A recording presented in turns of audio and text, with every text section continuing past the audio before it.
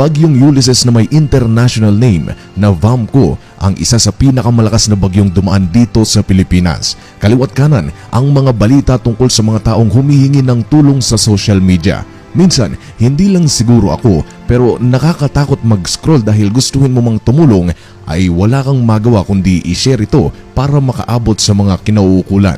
Central Luzon Body ang talaga namang tinumbok ng bagyong ito. Pero ang pag-uusapan natin ay kung ano ang nangyayari ngayon sa itaas na bahagi ng Pilipinas, specifically sa Cagayan.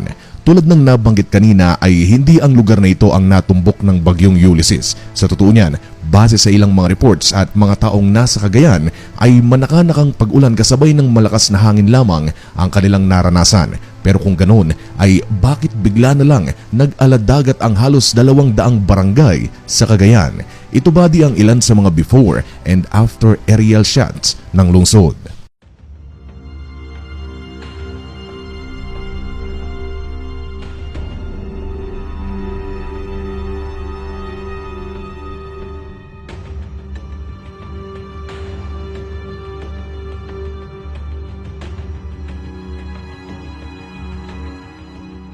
Well, para masagot ang tanong kung bakit body ay ang dahilan nito ay ang pinagsamang bagyong Ulysses at ang pagbubukas ng sumatotal na 7 gate ng Magat Dam. Heto nga ang video body kung saan makikita kung gaano karami ang binubugang tubig ng naturang dam.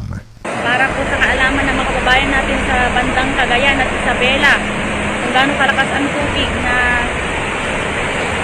malabas dito sa Magat Dam. So nakapull na siya, mas malakas na kaysa kahapon. Alam nyo ba di ang mga dam ay nagkakanlong ng tubig mula sa ulan na siyang ginagamit para linisin at gawing tubig para sa ating mga gripo. Now, it just happens na sa sobrang daming tubig ulan, ang nasalo nito ay umabot na ito sa tinatawag na critical level. Ibig sabihin ay umaapaw na ang dam kaya wala silang nagawa kundi bawasan ito. Papasok rin ang kasabihang ang lahat ng sobra ay masama dahil kung lilipad tayo sa iba't ibang parte ng bansa o ng mundo ay malalaman natin na kung tayo ay may sobrang tubig ay doon naman walang tubig, pahirapan at walang mainom.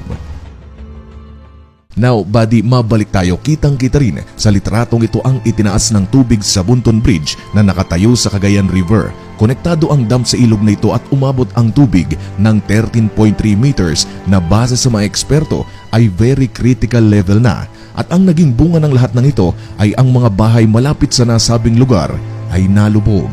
Buddy, I can't stress this enough. Iniisip ko na paano kaya kung ako ang nasa kanilang kalagayan. Paano na lang yung mga mahal ko sa buhay, mga alaga nating hayop? Heto nga ang ilang nakakalungkot na litrato kuha sa San Mateo Pound.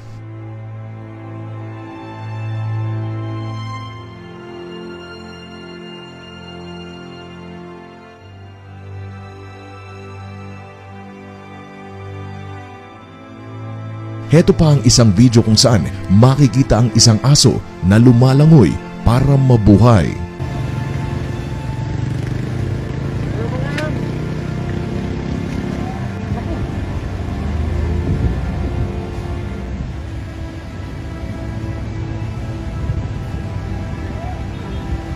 Doon, langoy doon, oh. Namatay. Ang lakas ng agos.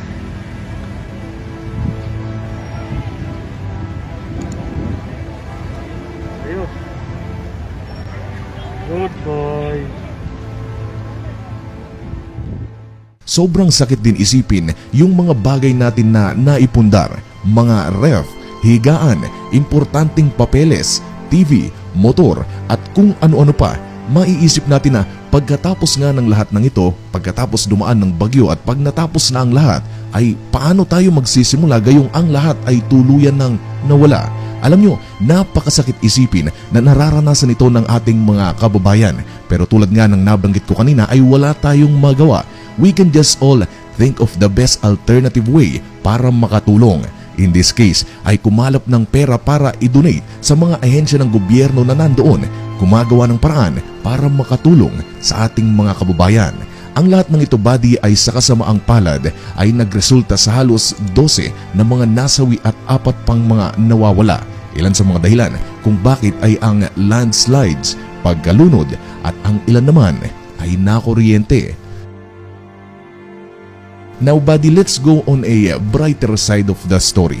Sa ngayon ay kaliwat kanan ang ginagawang rescue ng mga kinauukulan sa lugar. Marami ang mga taong na-deploy para tulungan ang mga kababayan nating natrap sa baha. Karamihan ay nasa itaas ng mga bubong tulad na lamang ng mga litratong ito mula kay Francis.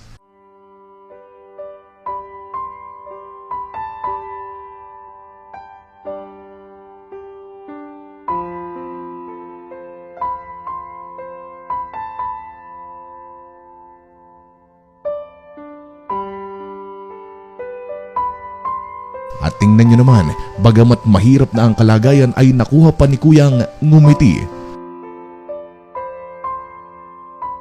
At heto pa sila lolo at lola, mapapasabi ka na lang na Pinoy nga naman.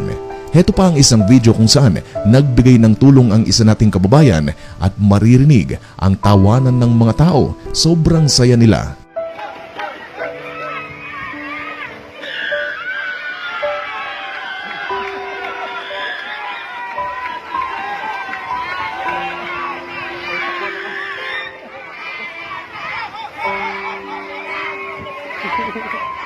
Okay na, okay na.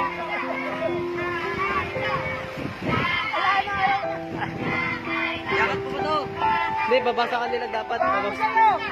Baba, baba. Ayaw tulas. Huwag bibitawan ha. Pagkakami atas. Mabitaw ka dyan.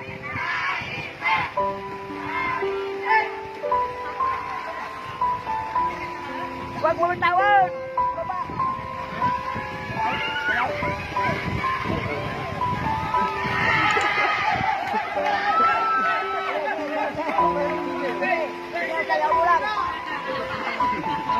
Andyan din ang Globe na nagbigay ng free calls para makahingi tayo ng tulong o matawagan ang mga mahal natin sa buhay. At marami pang iba buddy, ilan lamang ito sa mga patunay na tayo-tayo rin ang magtutulungan sa gitna ng kalamidad. At dyan na siguro matatapos ang ating video. Maraming salamat sa walang sawang suporta, and as always, thank you so much for watching. Goodbye.